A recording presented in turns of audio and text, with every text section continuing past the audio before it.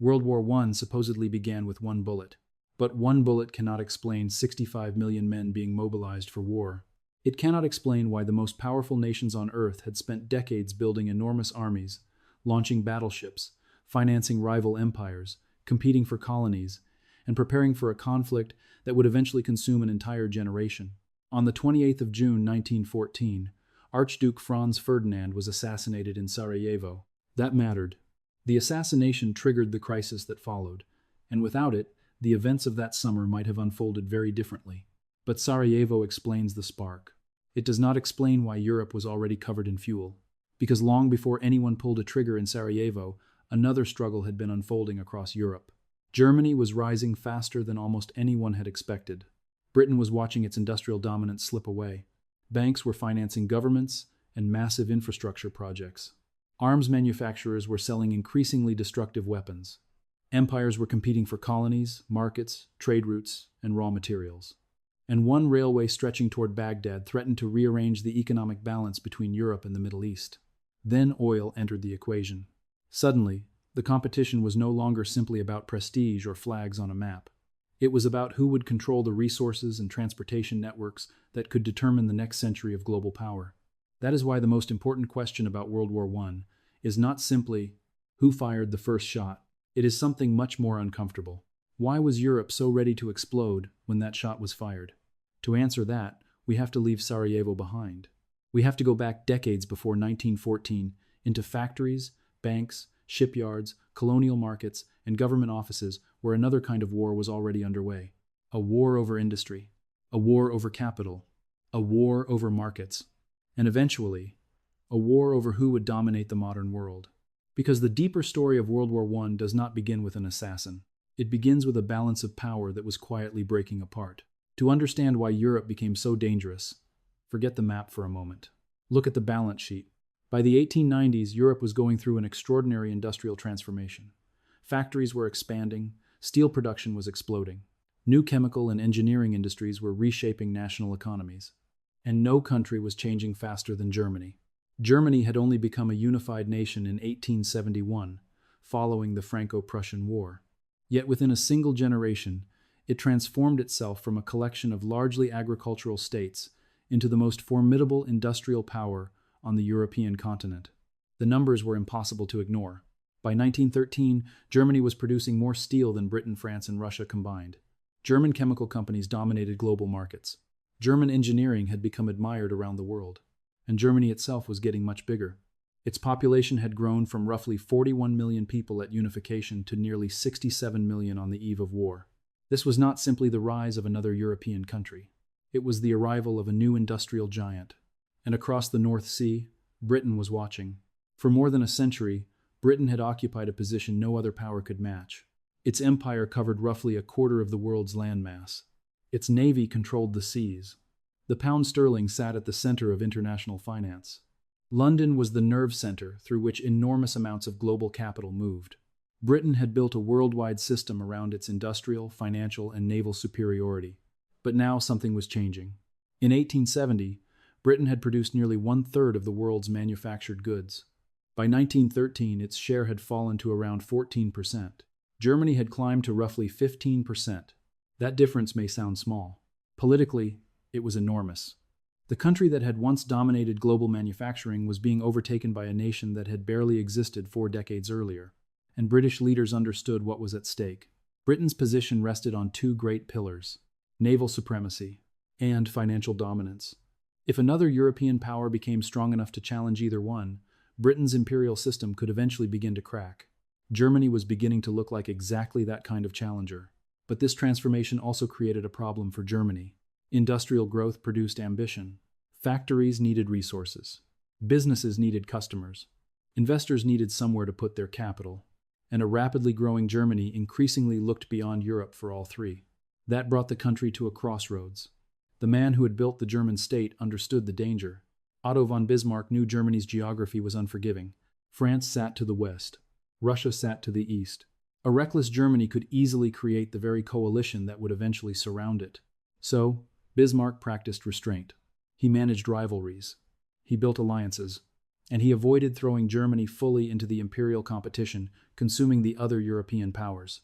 Then Kaiser Wilhelm II came to the throne in 1888, and the strategy changed. Wilhelm had little interest in Bismarck's caution.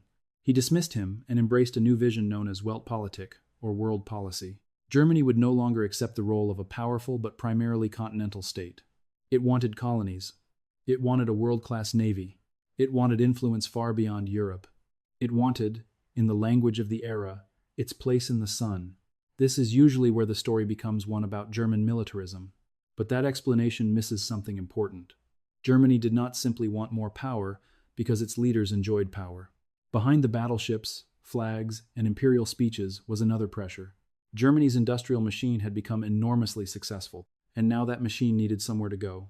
That meant Germany was about to collide with powers that had already divided much of the world among themselves. The conflict was no longer just about armies. It was becoming a fight over markets, resources, and money.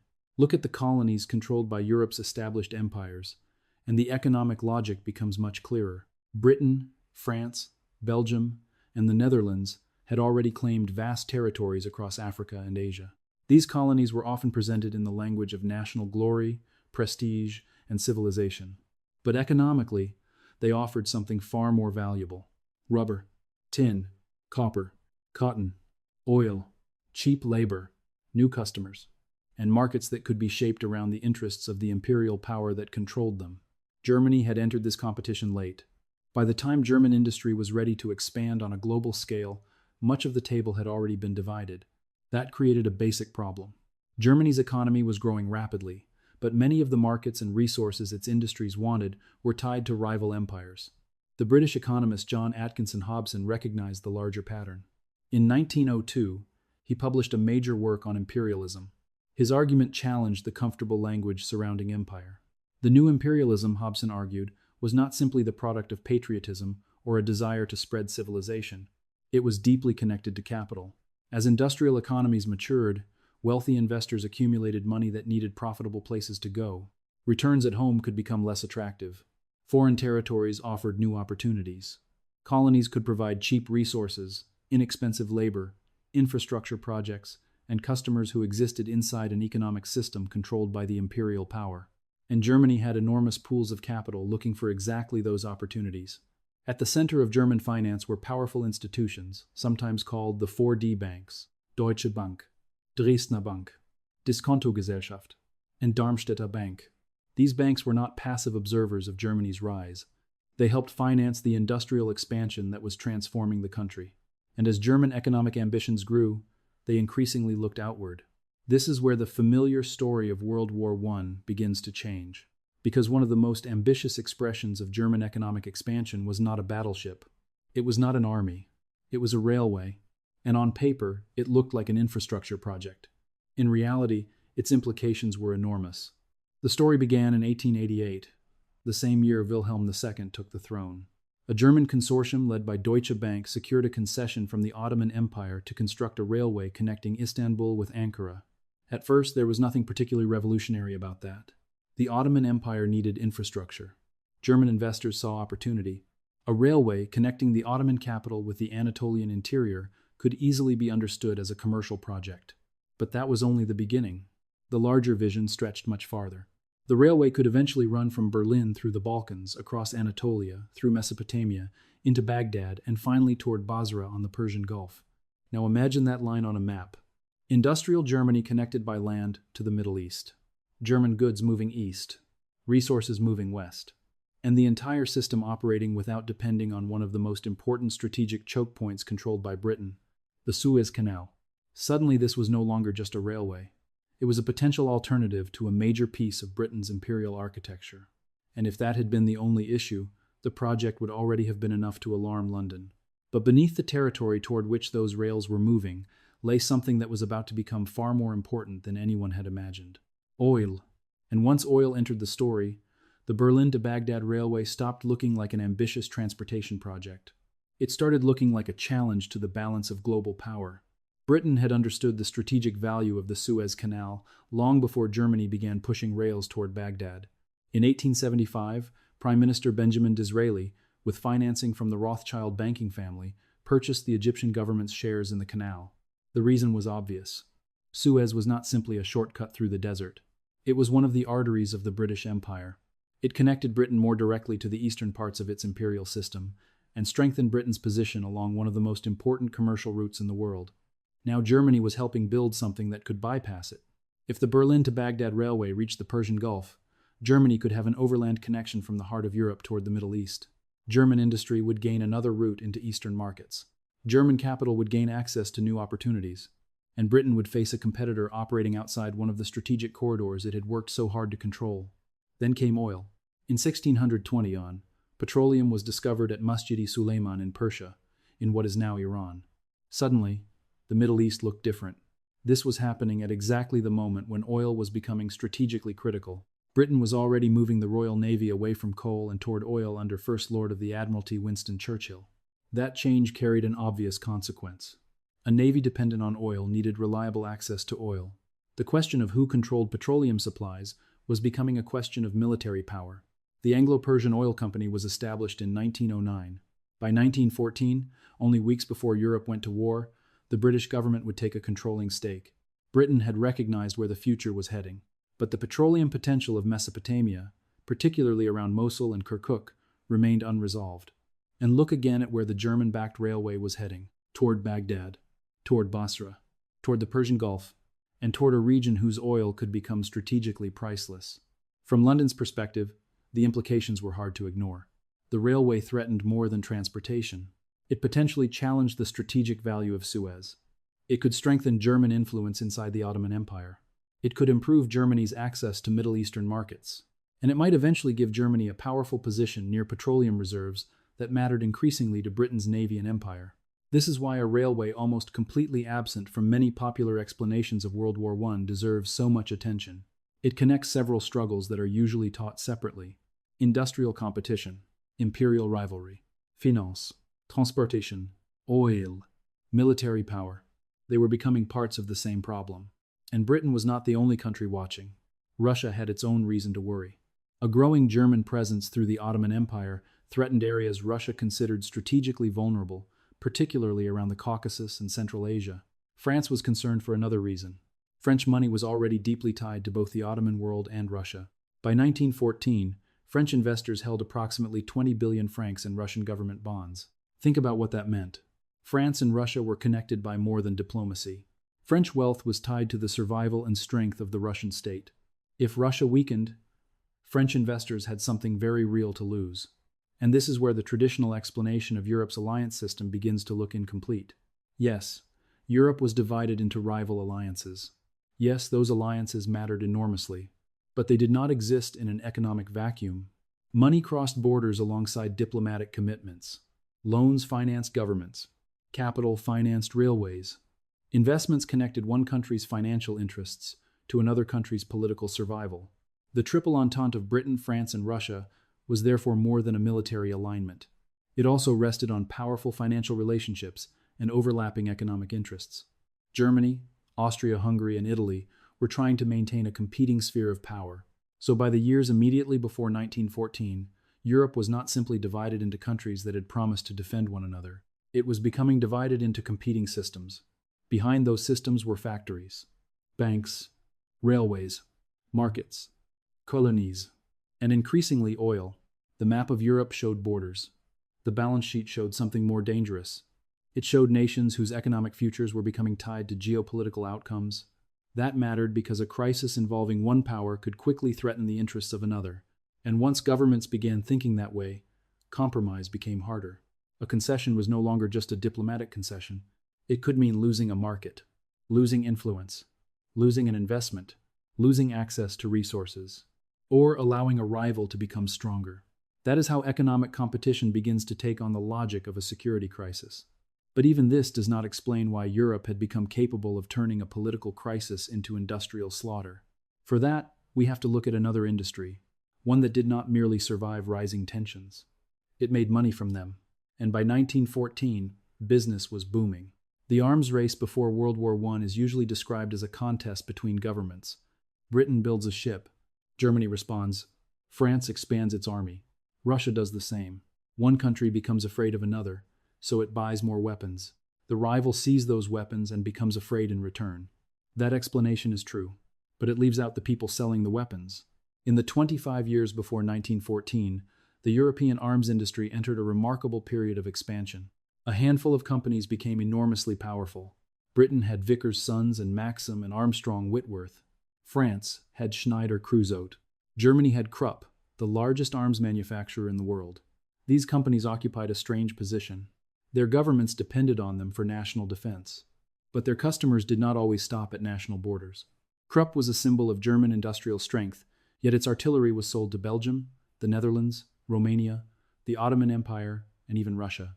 British arms companies behaved similarly. Vickers sold weapons and warships to Japan, Brazil, Turkey, and other foreign customers. Armstrong Whitworth built warships for Japan that would later be used during the Russo-Japanese War of 1904 and 1905. The same international system that was becoming increasingly suspicious and militarized was also buying weapons from an arms industry that operated across national lines. And governments knew it. These were not secret transactions carried out by companies hiding from the state. Governments often knew exactly what was happening and encouraged the trade. Weapons were profitable. Shipbuilding was profitable. Steel was profitable. And the companies producing all of them had influence. Few relationships demonstrated this more clearly than the one between Krupp and the German state. Friedrich Alfred Krupp was personally close to Kaiser Wilhelm II. When Krupp died in 1902, the Kaiser attended his funeral and delivered the eulogy. The line between industrial power and political power could become remarkably thin. Then, in 1906, Britain changed naval warfare. The Royal Navy launched HMS Dreadnought. It was a revolutionary battleship, and almost overnight, existing battleships looked outdated. Britain had built a weapon intended to reinforce its superiority. But it also created a new race. Germany needed dreadnoughts. France needed them. Russia wanted them. Italy and Austria-Hungary joined the competition. Even smaller powers, including Greece and the Ottoman Empire, scrambled to acquire modern battleships. The numbers rose quickly. Between 1906 and 1914, Britain launched 19 dreadnoughts and 9 battlecruisers. Germany launched 13 dreadnoughts and 5 battlecruisers. Every new ship created another argument for building the next one. If Germany built more, Britain could point to the German fleet and demand more ships. If Britain expanded, Germany could point to Britain and justify another expansion. Fear produced weapons. Weapons produced more fear. And fear produced more orders. For arms manufacturers, steel companies, and shipyards, the cycle was extremely profitable. The German Navy Acts of 1898 and 1900 authorized a massive expansion of Germany's fleet and generated enormous business for German industry. Britain's Naval Defense Act of 1889 and later naval spending did the same for British companies such as Vickers and Armstrong. The Economist described an unusual feature of the arms market. Production itself could generate demand for still more production. The weapon built to create security could make the rival feel less secure. That rival then bought another weapon, and the cycle continued. But the naval race was only the most visible part of the buildup. Europe's armies were expanding too. In 1870, Germany's peacetime army had roughly 400,000 men. By 1913, it exceeded 800,000 and could mobilize nearly 4 million in wartime. France maintained roughly 750,000 troops despite having a smaller population. Russia's peacetime army approached 1.4 million men. It was the largest standing army in the world. And these soldiers were no longer being armed for the wars of the previous century. The machine gun could fire hundreds of rounds per minute. Artillery had become more powerful, more accurate, and longer ranged. Chemical research that would eventually produce poison gas was already advancing in German and French laboratories. Europe had spent years creating the machinery for an industrial war. Governments had written the plans. Factories had built the weapons. Armies had trained the men. Railways could move those men toward the front. Everything was increasingly prepared. What Europe still needed was a crisis large enough to activate the system. Sarajevo would eventually provide one. But before we get there is a harder question. When the war finally came, who was actually responsible? For years after 1918, the answer seemed simple. Germany.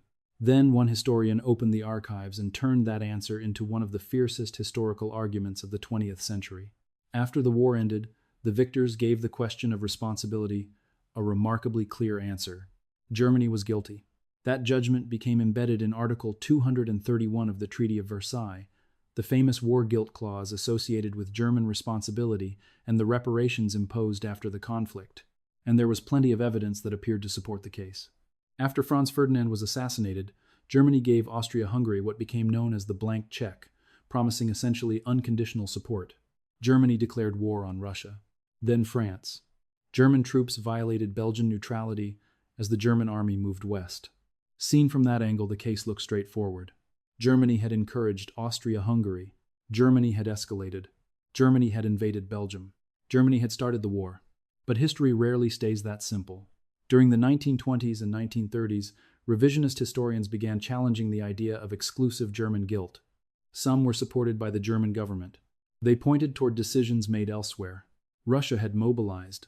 France had never forgotten the humiliation of 1871. Britain had failed to make sufficiently clear before the crisis whether it would enter a continental war. Maybe Germany had not deliberately started anything. Maybe Europe had simply lost control. Former British Prime Minister David Lloyd George captured this interpretation with the image of Europe somehow sliding into a boiling cauldron. It was an appealing explanation.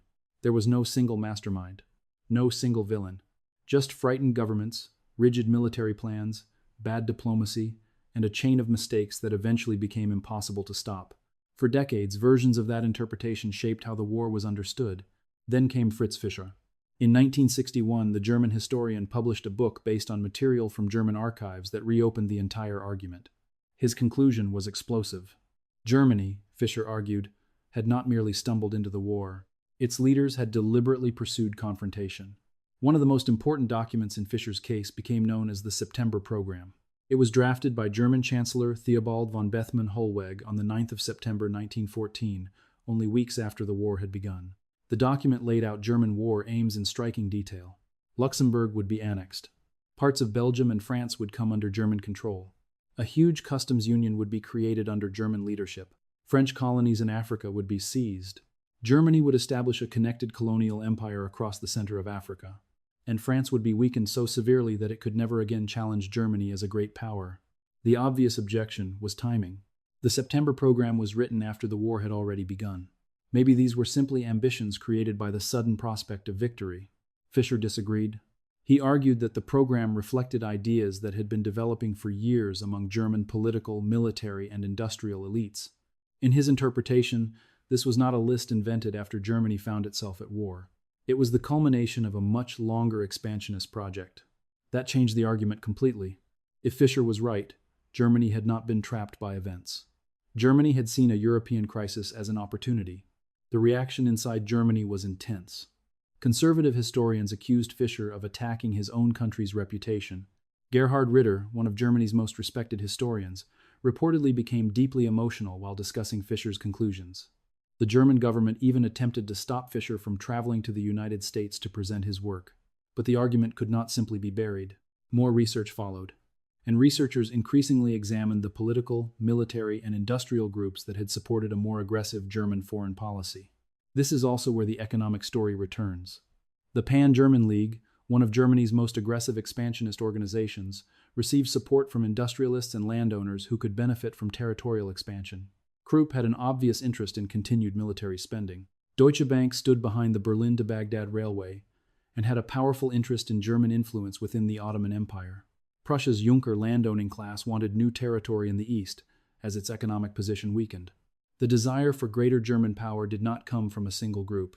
Military ambition, political prestige, industrial interests, financial expansion, and landholding interests could reinforce one another. Fischer's student Volker Bergon pushed the argument in another direction. By 1914, Germany's Weltpolitik had failed to deliver many of the rewards its supporters had hoped for. Germany had not secured enough of the colonies and markets its industrial interests wanted. But it had accomplished something else. It had frightened the other great powers. Instead of expanding German freedom of action, Weltpolitik had helped produce opposing alliances. Germany was becoming surrounded. And the longer its leaders waited, the worse the situation seemed likely to become. The promise of a place in the sun was colliding with a world in which the easiest opportunities for imperial expansion were disappearing. Then came the summer of 1914. A crisis erupted in the Balkans. From Fischer's perspective, German leaders did not simply fail to stop it. They saw an opportunity. At this point, it would be easy to close the case. Germany wanted expansion. Germany backed Austria-Hungary. Germany feared that time was running out. Germany went to war. Case solved. Except it isn't. Because once we move beyond Berlin and examine what Russia, France, and Britain were doing, the clean story begins to break apart again. Fischer changed the way historians thought about German responsibility, and much of his case remains difficult to dismiss. Germany gave Austria-Hungary the blank check. German leaders feared the strategic balance was turning against them. Powerful political, military, and industrial groups wanted expansion. Germany bears a major share of responsibility for what happened. But there is a danger in stopping there, because blaming Germany for everything creates another version of the same problem we started with. It takes an enormously complicated system and reduces it to one simple cause. Look east, and the picture immediately becomes harder. On the 30th of July 1914, Russia made one of the most consequential decisions of the entire crisis. It mobilized its army. That decision changed everything. German military planners had spent years fearing one scenario above all others: a simultaneous war against Russia in the east and France in the west. Russia's mobilization brought that nightmare much closer to reality, and Russian generals understood the danger. Germany's war planning was built around the assumption that it could not afford a slow two-front conflict. Its Schlieffen Plan called for a rapid attack against France through Belgium before German forces could turn east toward Russia. That created a terrifying chain reaction. Russia mobilized. Germany now faced the possibility of a two-front war. Germany mobilized according to a plan that required moving through Belgium. And once Germany violated Belgian neutrality, British intervention became far more likely. The military plans of each power were beginning to interact like gears in a machine. Once one started turning, the others became harder to stop. But why did Russia move? Part of the answer was Serbia. Russia saw itself as the protector of Slavic interests and feared that Austria-Hungary might destroy the last independent Slavic state in the Balkans. But there was another layer. Russia had been expanding and modernizing its military, and a great deal of that effort was being supported by French money. By 1914, French investors held roughly 20 billion francs in Russian government bonds. France and Russia were not connected only by treaty commitments. They were financially entangled. Russia was also in the middle of a major military modernization program expected to be completed by 1917. German military leaders knew it, and that created another dangerous calculation. If Germany believed war with Russia might eventually become unavoidable, then waiting could make the situation worse. Russia was growing stronger. Its military modernization was continuing. Germany's strategic window appeared to be closing. From that logic came the temptation of preventive war. If the balance will be worse tomorrow, fight today. That does not make the decision inevitable. It does show why some German leaders could look at the crisis of 1914 and see opportunity where others might have seen only danger. Then there was France. France is often presented as a country pulled unwillingly into the conflict because of its alliance with Russia. But France had its own history with Germany. The defeat of 1871 had left deep scars. Germany had annexed Alsace and Lorraine. For 43 years, that humiliation remained part of French political and military thinking. In late July 1914, French President Raymond Poincaré traveled to St. Petersburg. His behavior during the crisis suggests that France encouraged Russia to remain firm against Austria-Hungary. France had also spent decades preparing militarily for another confrontation with Germany. Plan X-17, the French war plan, was aggressively offensive. It called for French forces to move into German territory once war began. France was not simply standing on the sidelines waiting to see what Germany would do. It had its own fears, its own grievances, its own alliance, and its own preparations for war. Then there was Britain. Britain later presented its entry into the conflict around one powerful moral issue: Belgium. Germany had violated Belgian neutrality. That violation was real, and it was a genuine outrage. But it does not explain everything. Britain's deeper strategic problem was Germany itself. Imagine the alternative from London's point of view. Germany defeats France. Russia is weakened. Germany emerges as the dominant power on the European continent. It gains influence over European trade. It potentially controls ports along the Channel. And the same Germany that had already built a navy capable of alarming Britain now stands at the center of continental Europe. For Britain, that outcome was unacceptable. British global power depended on preventing any single continental rival from becoming strong enough to challenge its position. A German-dominated Europe threatened that balance. Foreign Secretary Sir Edward Grey understood the problem, but he faced another one at home. The British public and Parliament were divided. A war openly presented as a fight to preserve Britain's imperial, commercial, and strategic position would have been far more difficult to sell. Belgium changed the political equation. When Germany crossed into neutral Belgium, Britain gained a moral case for intervention that could unite people who might never have supported a war, described purely in terms of balance of power politics. Belgian neutrality mattered, but it was also extraordinarily convenient. And now the picture becomes much more uncomfortable. Germany was not innocent. Russia was not passive. France was not simply dragged along. Britain was not acting only out of moral outrage. Every major power had fears it considered legitimate. Every major power had interests it believed needed defending. And every major power had spent years preparing for the possibility that those interests might eventually have to be defended by force. This is why asking who started World War I can only take us so far. The deeper question is why so many governments reached 1914 believing that war could solve problems that diplomacy no longer seemed capable of solving. And the answer takes us beyond foreign policy. Because inside these empires, another set of pressures was building. By the summer of 1914, Europe's governments were not only competing with one another, many of them were struggling with problems inside their own borders.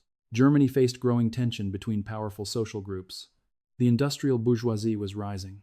The old agrarian aristocracy was losing some of its position. The working class was becoming more organized and politically restless.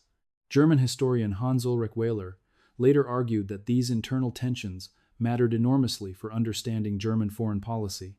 In his interpretation, aggressive policy abroad could serve a purpose at home. External confrontation could redirect domestic frustration. A foreign enemy could create unity where internal politics had created division. War could become a safety valve.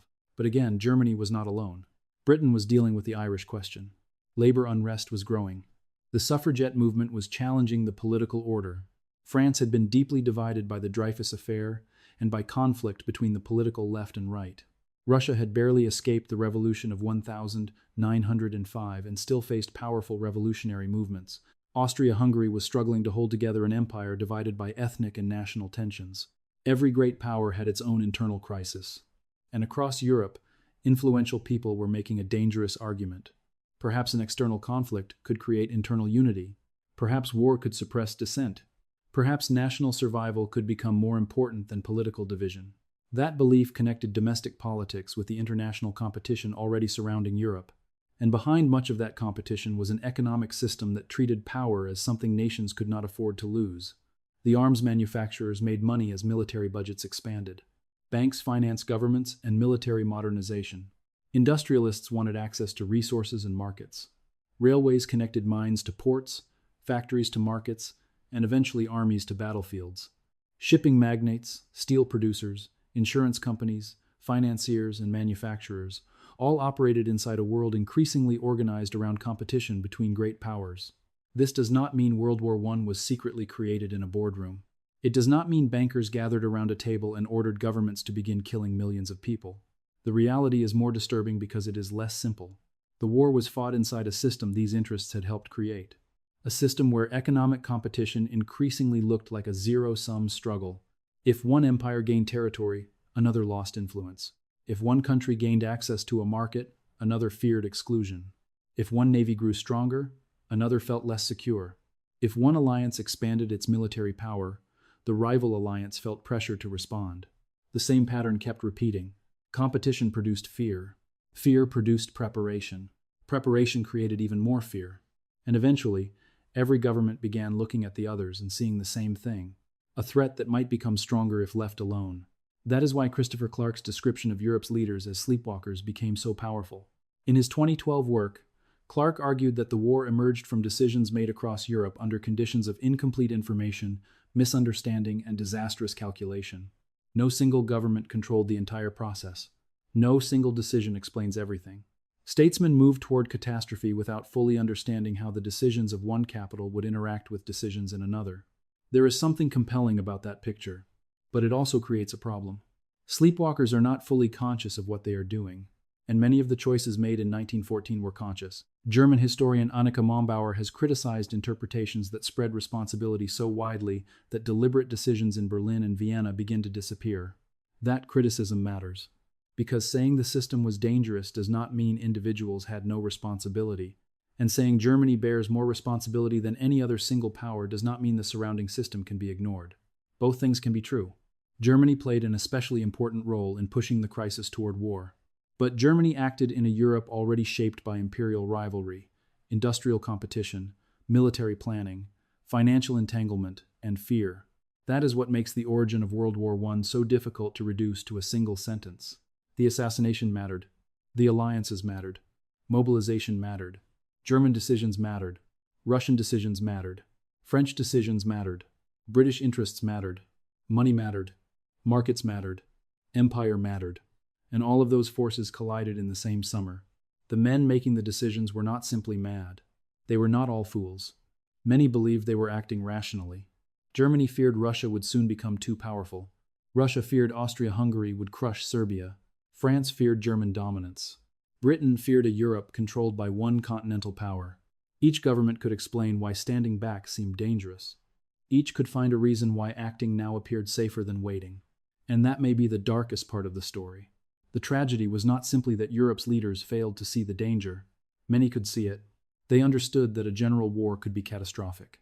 Yet within the political, economic, and military system they inhabited, escalation could still appear rational. By August 1914, the machinery that Europe had spent decades building finally began to move. And once it did, the arguments about markets, alliances, railways, prestige, and strategic advantage stopped being abstractions. They became bodies. Millions of them. When the guns finally fell silent on the 11th of November 1918, almost nothing looked the same. 4 empires were gone. The German Empire, Austria-Hungary, the Russian Empire, the Ottoman Empire. Political systems that had dominated enormous territories before 1914 had collapsed in barely 4 years. The human cost was almost beyond comprehension. Nearly 20 million soldiers and civilians were dead. Another 21 million had been wounded. Behind every number was a family that had lost someone, a community missing its young men, or a survivor returning to a world that could never become what it had been before. France lost approximately 10% of its active male population. Britain spent roughly $35 billion fighting the war, a financial burden that would take decades to repay and would fundamentally alter Britain's position within the global financial system. Germany emerged, defeated and burdened by reparations. Those reparations would poison European politics for years and contribute to the conditions surrounding an even more destructive conflict only 2 decades later.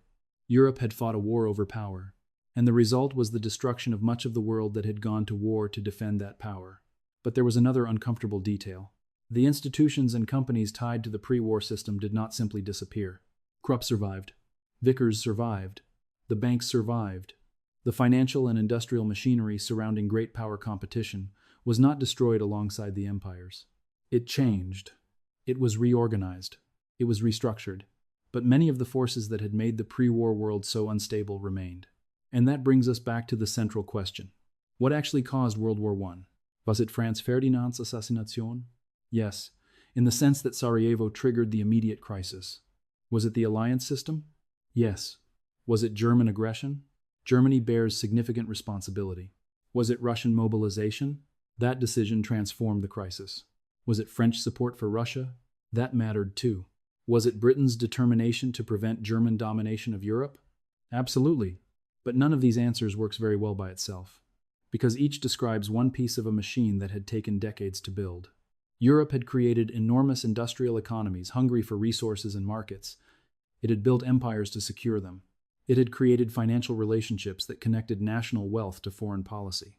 It had armed itself on a scale never seen before. It had developed military plans that rewarded speed over patience. And it had produced political leaders who increasingly feared that waiting could be more dangerous than acting. Then Sarajevo happened. One man pulled a trigger, and suddenly all of those pressures had somewhere to go. The assassination did not create the rivalry between Britain and Germany. It did not build the Berlin-to-Baghdad Railway. It did not discover oil in Persia. It did not create French investment in Russia. It did not build the dreadnoughts. It did not write Germany's war plans or France's. It did not create the colonial competition that had divided much of the world. Those things were already there. Sarajevo did something else. It gave the system its crisis. And once that crisis arrived, the machinery Europe had spent decades constructing finally had a reason to switch on. That is why the true origin of World War I cannot be found at one street corner in Sarajevo. By the time Franz Ferdinand was killed, much of the deeper story had already been written. The final question is what that story actually teaches us. The easiest way to explain World War I is to start with a gun, a young assassin, an archduke, a bullet. Then alliances activate, armies mobilize, Germany crosses Belgium, Britain enters the war, and Europe falls into catastrophe. The facts are not wrong. The emphasis is, because that story tells us how the crisis began. It does not fully explain why the crisis became a world war. For that, we have to look at the decades before Sarajevo, at a Germany rising fast enough to threaten Britain's industrial position, at an empire struggling to find markets and resources in a world already divided by older imperial powers, at German capital moving toward the Ottoman Empire, at a railway that promised to connect Berlin with Baghdad and potentially the Persian Gulf, at Britain's concern over Suez and Middle Eastern oil, at French billions tied to Russia, at Krupp, Vickers, and an arms market in which every new weapon created an argument for another, at governments trapped between fear of war and fear of what might happen if they waited too long, and at leaders who repeatedly convinced themselves that escalation was the rational choice. That does not erase responsibility. Germany bears a particularly heavy share. But Germany was operating inside a system much larger than Germany. Russia made choices. France made choices. Britain made choices. Austria-Hungary made choices. None of them acted in a vacuum. And that may be the most uncomfortable lesson of 1914. Catastrophes do not always begin because irrational people suddenly lose control. Sometimes they begin because powerful people follow incentives that make sense to them one decision at a time. One loan, one railway, une colonne, one battleship, one mobilization order. Each decision can be explained. Together, they can become a disaster. So the next time someone says World War I began because Franz Ferdinand was assassinated in Sarajevo, remember the difference between a trigger and a cause. The bullet was real. The alliances were real. The mobilization schedules were real. But they cannot by themselves explain why roughly 65 million men were eventually mobilized for war. To understand that, you have to look behind the battlefield. Look at the banks financing governments. Look at the companies building weapons. Look at the capital searching for markets. Look at the railways opening new routes. Look at the empires competing for resources. And look at the governments that increasingly treated economic and strategic competition as a struggle in which another nation's gain could become their loss. Sarajevo lit the match, but Europe had spent decades pouring the gasoline. And when we forget the gasoline, we miss the most important part of the story. Not what happened, not even how it happened, but why a single assassination could unleash something so enormous. If this episode of Forgotten Code changed the way you think about the origins of World War I, tell me which part of the story surprised you most. And if you want more documentaries about the hidden economic and political forces behind the events we think we already understand, subscribe to Forgotten Code. There is always another layer to the story. And sometimes, that hidden layer changes everything.